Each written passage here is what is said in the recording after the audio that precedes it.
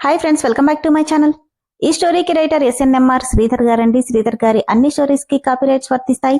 ఆయన పర్మిషన్ లేకుండా యూట్యూబ్ లోనే కాదు మరే ఇతర సోషల్ మీడియా నెట్వర్క్ లో కూడా ఆయన స్టోరీస్ ని అప్లోడ్ చేయడానికి వీల్లేదు. దయచేసి అలా చేయకండి ఫ్రెండ్స్. అలా చేస్తే లీగల్ గా చాలా ప్రాబ్లమ్స్ ఫేస్ చేయాల్సి వస్తుంది.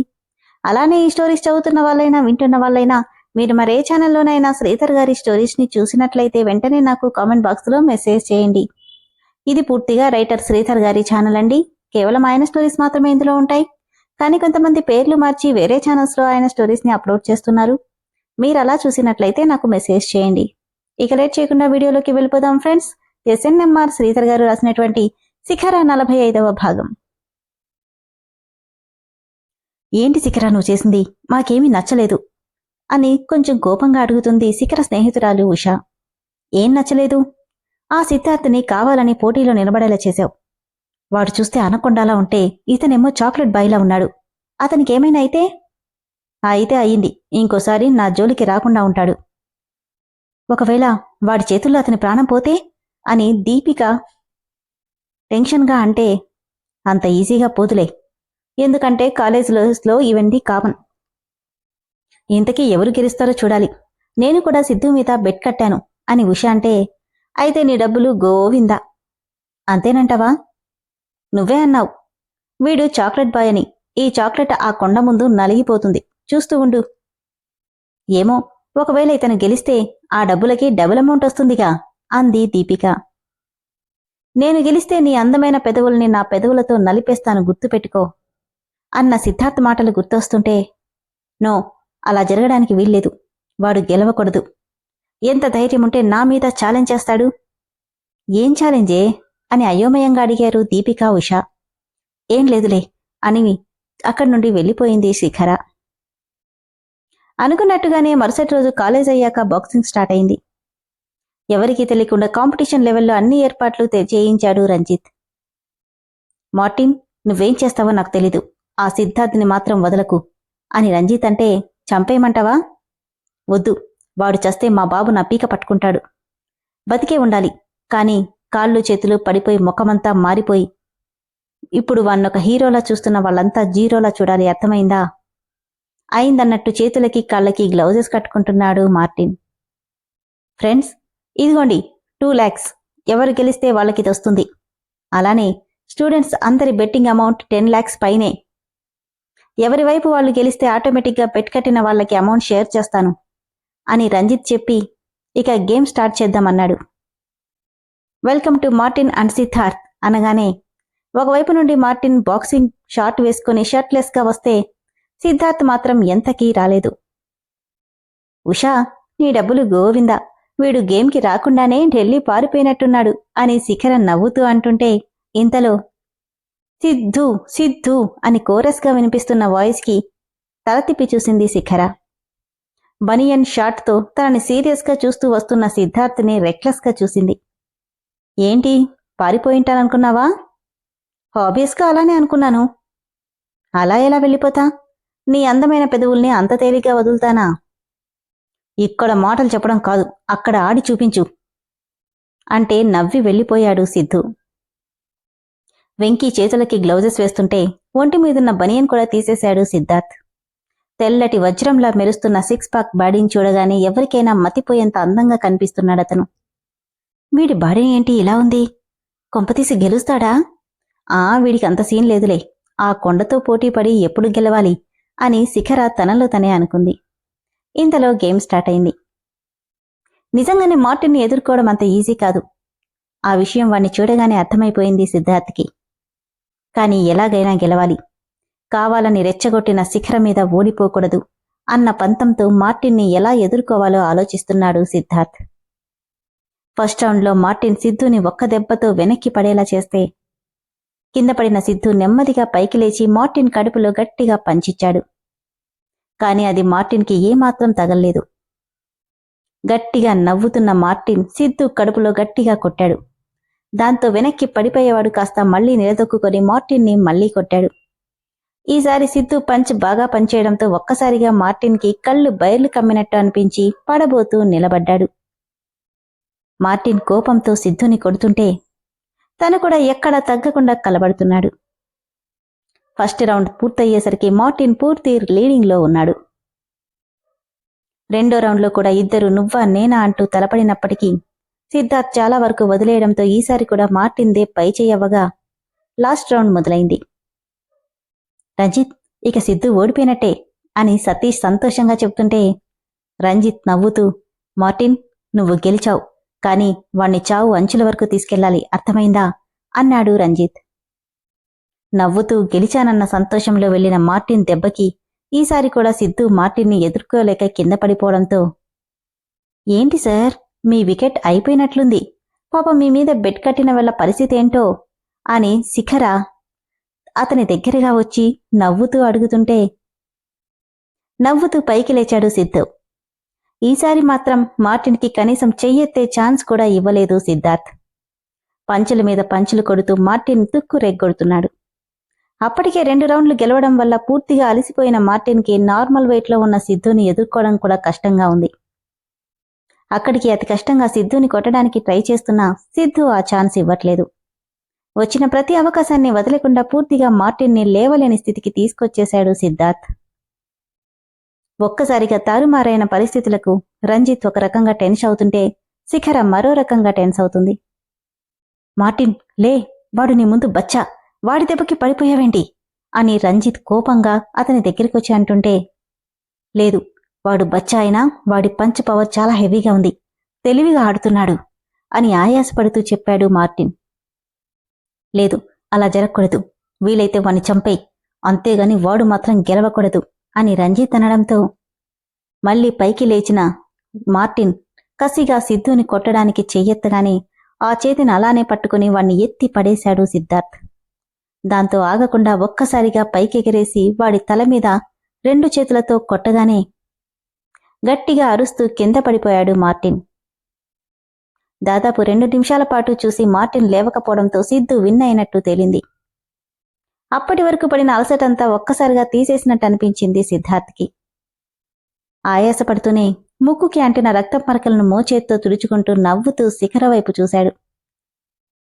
సిద్ధు గెలుపుని ఏమాత్రం ఎక్స్పెక్ట్ చేయని శిఖర చున్నీని గట్టిగా చేత్తో నలిపేస్తుంటే తేనెలూరుతున్న ఆమె పెదవుల వైపే చూస్తున్నాడు సిద్ధు. సిద్ధు గెలవడంతో అందరూ అతన్ని చుట్టేశారు. వెంకీ, కుమారి ఇద్దరూ సిద్ధుని లిఫ్ట్ చేసి ఈలలు కేకల మధ్య తీసుకెళ్తుంటే అక్కడంతా పండగ వాతావరణం నెలకొంది. అందరూ సిద్ధుని పూలమాలలతో నింపేస్తూ తననొక హీరోలా చూస్తుంటే ఛా అని అసహనంగా అనుకుంటూ అక్కడి నుండి వెళ్లిపోతున్నాడు రంజిత్. కాని అతన్ని వెళ్ళనివ్వకుండా మా డబ్బులెక్కడా అంటూ ఆపేశారు. కోపంగా ఏం డబ్బులు అని అడిగితే, అదేంటి, బెట్ కట్టిన దానికి డబుల్ అమౌంట్ ఇస్తానన్నావు కదా అని అడిగారు స్టూడెంట్స్ అంతా. ఇప్పుడు కాదు అంటే ఒక స్టూడెంట్ ముందుకొచ్చి, ఎందుకు డబ్బులంతా ఇక్కడే ఉన్నాయి కదా. మరో స్టూడెంట్ కూడా అవును ఇప్పుడే ఇవ్వాలి అనడంతో వాళ్ళకి కోరస్ లాగా మిగతా వాళ్ళంతా ఇప్పుడే డబ్బులు ఇవ్వాలి అనేసేసి పాడడం మొదలెట్టారు. రేయ్, స్టూడెంట్స్ గొడవ చేసేలా ఉన్నారు, నా మాట విని కాసేపు ఇక్కడే ఉండు, అందరికీ ఇచ్చేద్దాం అని కరణ్ అనడంతో ఇంకేం చెయ్యలేని రంజిత్ కాళ్ళని ఫోర్సుగా నేలకి కొట్టి ఒక చైర్లో కూర్చుంటే డబ్బుల కోసం స్టూడెంట్స్ అంతా చుట్టూ మూగారు. మెల్లో ఉన్న పూలమాలన్నీ తీసేస్తూ, ఫ్రెండ్స్, మీరెళ్ళి మేము ఈ డబ్బులు కలెక్ట్ చేసుకోండి అన్నాడు సిద్ధార్థ్. రేయ్, ముందు హాస్పిటల్కి వెళ్దాం పడా, దెబ్బలు తగిలాయి అని సుజీ కంగారు పడుతుంటే, తర్వాత వెళ్ళొచ్చులే. ఏంట్రా తర్వాత, దెబ్బలు చూసావా ఎలా తగిలాయో అన్నాడు వెంకీ. అవునరా, తెల్లగా ఉన్న శరీరమంతా ఎర్రగా తేలిపోయింది, ఆ డబ్బుల సంగతి తర్వాత చూసుకోవచ్చు, ముందు హాస్పిటల్కి పదా అన్నాడు కుమార్. ఏంట్రా మీరు, నాకేమైనా ఈ దెబ్బలు కొత్త? ఇంతకు మించి బాధని కూడా ఓర్చుకోగలిగే స్టీల్ బాడీ నాది, మరేం పర్వాలేదు, మీరెళ్ళండి, నేను వాష్రూమ్కి వెళ్ళొస్తాను అని వాళ్లను పంపించేసి శిఖర కోసం చుట్టూ చూశాడు సిద్ధార్థ్. వీలైనంత తొందరగా ఇక్కడి నుండి వెళ్లిపోవాలి అనుకుంటూ ఫాస్ట్గా పరిగెడుతున్న శిఖరని చెయ్యి పట్టుకుని దూరంగా లాక్కుపోతున్నాడు. సిద్ధు, వదులు, ఏం చేస్తున్నావు నువ్వు? ఇప్పుడు నీకు మాట్లాడే ఆప్షన్ లేదు, నోరు మూసుకునిరా అంటూ గుబురుగా ఉన్న చెట్ల మధ్యలోకి తీసుకెళ్లి పడేశాడు సిద్ధార్థ్. నిర్మానుష్యంగా ఉన్న ప్రదేశం, స్టూడెంట్స్ అరుపులు కూడా దూరంగా ఉండడం మూలాన చాలా సన్నగా వినిపిస్తున్నాయి. ఏంటి ఇక్కడికి తీసుకొచ్చావు అని కోపంగా అడిగింది. అదేంటి అలా అంటావు, నీ మీద బెట్ కట్టాను కదా, మర్చిపోయావా నువ్వెవటివిరా నా మీద బెట్ కట్టడానికి? బెట్ కట్టడానికి నేనేమైనా బొమ్మ అనుకున్నావా అని సీరియస్గా అడిగింది. అవునా, మరి నీ ఇష్టం వచ్చినట్టు నా పేరు రేస్లో ఇవ్వడానికి నేనేమైనా నీ ప్రాపర్టీ అనుకున్నావా అని అంతే కోపంగా అడిగాడు. అనవసరంగా నార్మల్గా ఉన్న నన్ను రెచ్చగొట్టావు. అంత ఈజీగా వదిలేస్తాననుకున్నావా? బదులుకి బదులు తీర్చుకునే తిరతాను. ఏయ్ పోరా, బెదిరిస్తున్నావా? ఆడపిల్లని ముద్దు పెట్టుకుంటానడం మగతనం అనుకుంటున్నావా? నా మగతనమేంటో నీకు చూపించాలంటే ఎక్కడైనా నాకెలాంటి అబ్జెక్షన్ లేదు అని వెటకారంగా అడిగితే సిద్ధు అన్ని కోపంగా కొట్టడానికి చెయ్యెత్తింది. ఆ చేతిని అలానే పట్టుకుని చెంప మీద ఆనించుకుంటూ, ఎందుకంత కోపం? నువ్వే అడిగావు కదా, అది చెప్పేది కాదు, అందుకే చూపిస్తానంటున్నా. కోపంగా చూపించనా అని పళ్ళు బిగబట్టి అడిగితే, లీవ్ మై హ్యాండ్ అని వదిలించుకుంటూనే, కావాలని రెచ్చగొడుతున్నావా అని అడిగింది. ఆమె చేతిని వదలకుండానే ఉక్కులాంటి తన చేతిలో బంధించి, ఎవడే రెచ్చగొట్టింది? ఇలాంటివన్నీ వద్దని వారిస్తుంటే నువ్వు కదూ గెలవడానికి మగాడివైతే కదా అంటూ రెచ్చగొట్టింది అంటూనే మరో చేత్తో తన పెదవుల్ని సుతిమెత్తగా నలుపుతూ, అందుకే గెలిచాకే వీటిని తీసుకుందామని వచ్చాను అంటే చెయ్యి విదిల్చుకుని, నీకు ముందే బాక్సింగ్ వచ్చని చెప్పకుండా గెలిచానని చెప్పడానికి సిగ్గులేదు అని అడిగింది. నాకు రాదని తెలుసుకోకపోవడం నీ తప్పు. అయినా నేనేం ఇంటర్నేషనల్ బాక్సర్ని కాదు, జస్ట్ బాక్సింగ్ ప్లేయర్ని అంతే. అక్కడుంటే దాని చుట్టూ తిరుగుతాననే మా బాబు ఇక్కడికి తెచ్చి పడేశాడు. నిజంగానే సిద్ధు బాక్సింగ్ ప్లేయర్ మాత్రమే. అప్పటికి ఇంకా అతను ఛాంపియన్ అవ్వలేదు. ఏమీ రాకుండానే అలాంటివన్నీ ఓడించావంటే నమ్ముతాననుకోకు సిద్ధు. ఒకరిని ఓడించాలి అంటే పంతం కంటే గెలవాలి అనే పట్టుదల ఉంటే ఖచ్చితంగా గెలుపు మందే. అండ్ వన్ మోర్ థింగ్, ఎందులో అయినా టాలెంట్ ఉంటే సరిపోదు, దానికి సమయస్ఫూర్తి కూడా కావాలి. అది నాకుంది కాబట్టే వాడితో నేను తన్నులు తినాలన్న కోరికని పక్కన పెట్టి నీ నుండి ఫస్ట్ కిస్ అందుకోవడానికి నిన్నిక్కడికి తీసుకొచ్చింది. కమాన్, నువ్విస్తావా, నన్ను తీసుకోమంటావా అని అడిగితే, ప్రాణం తీస్తాను జాగ్రత్త. అందరిలా నన్ను క్షమించు, తప్పైపోయింది, నువ్వు చాలా గొప్పవాడికంటూ వేడుస్తూ బతిమిలాడుతాననుకున్నావా? శిఖర ఇక్కడ, అంత సీన్ లేదు అని వెళ్లబోతుంటే తన ముందు నిలబడి, ఎస్, నువ్వలా ఏడ్చే రకం కాదు బేబీ, ఏడిపించే రకం. అందుకే నాకే తెలియకుండా నా అడుగులు నీ వైపు పడ్డాయి. బట్ ఇవన్నీ నాకిప్పుడు అవసరం లేదు. నాకు కావాల్సింది ఇప్పుడు నీ మాటలు కాదు, అవి పలికే నీ అందమైన పెదవులు అంటూనే తనని దగ్గరికి లాక్కున్నాడు. సిద్ధు వదులు. వదలాలా? ఎందుకు? నన్ను రెచ్చగొట్టినందుకా? ఒళ్లంతా ఇలా రక్తం కారుతున్నందుకా? ఎందుకు వదలాలి? నాకు టిట్ ఫర్ టాట్ ఇవ్వడమే అలవాటు తప్ప పోనీలే పాపమని వదిలేసే అలవాట్లేదు. అర్థమైందా అని కోపంగా అంటూనే శిఖరని చెట్టుకి లాక్ చేశాడు. సిద్ధు ప్లీజ్ లీవ్ మీ అని ఎంత వదిలించుకుందామన్నా అసలు తన వల్ల అవ్వట్లేదు. సిద్ధు ఒక చేత్తో తన 2 చేతులు వెనక్కి మడిచి పట్టుకొని మరో చేత్తో తన నడుం దగ్గర డ్రెస్ లోపల నుండి చేత్తో తడుముతుంటే, సిద్ధు నో అంటున్న తన మాటలు ఎవ్వరికీ వినిపించినంత దూరంగా తీసుకొచ్చాడు. నువ్వెంత గింజుకున్నా నా చేతుల్లో నుండి తప్పించుకోవడం అంత ఈజీ కాదు బేబీ అంటూనే ఆమె మీదకి వొరకబోతుంటే తల పక్కకి తిప్పేసింది. తన చేతుల్ని వదలకుండానే నడి మీద ఉన్న తన చేతిని తీసి 2 చెక్కిళ్ళు గట్టిగా పట్టుకున్నాడు. లక్క పిడతలా ఉన్న చిన్ని మూతి, ఎలాంటి లిప్స్టిక్ లేకుండానే మధువేమైనా ఉందా అన్నట్టు తేనెలూరిస్తున్న ఎర్రది పెదవులను చూస్తూ ఇక ఆగలేక వాటిని అందుకోవడానికి ముందు కొంగాడు. కేవలం ఒకే 1 ఇంచు దూరంలో ఉన్న 4 పెదవులు కలిస్తే తొలి ముద్దుకి నాంది పలికే చల్లటి సాయంత్రం. అతనిలో కోరికని రెచ్చగొడుతుంటే ఆమెలో భయం కాస్త బెదురుగా మారి ఇక తనని ఆపలేదని అర్థమవ్వగానే నేరేడు పండ్లలా ఉన్న కనుకొలల నుండి కారుతున్న సన్నీటి బిందువులు సిద్ధు చేతుల మీద పడి నీరెండకి అందంగా మెరుస్తున్నాయి. ఆ కన్నీటి బిందువుని చూడగానే సిద్ధు పెదవులు అందంగా విచ్చుకున్నాయి. ఆమె చెవి దగ్గర నెమ్మదిగా, ఏంటి భయంగా ఉందా అనగానే ఆశ్చర్యంగా అతని వైపు చూసింది. పట్టుకున్న శిఖర చేతులని అదిమిపెట్టిన చెక్కిలని నెమ్మదిగా వదిలేశాడు.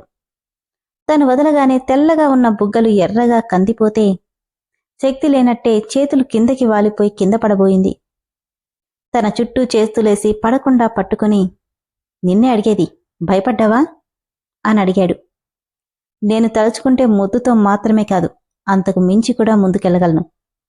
నువ్వు అరిచి గీపెట్టినా నీ అరుపులు ఎవ్వరికీ వినిపించవు. నా నుండి తప్పించుకోవడం నీ తరం కూడా కాదు తెలుసా అని కోపంగా అంటుంటే రెప్ప కొట్టక తననే చూస్తుంది తప్ప ఏమీ మాట్లాడట్లేదు శిఖర.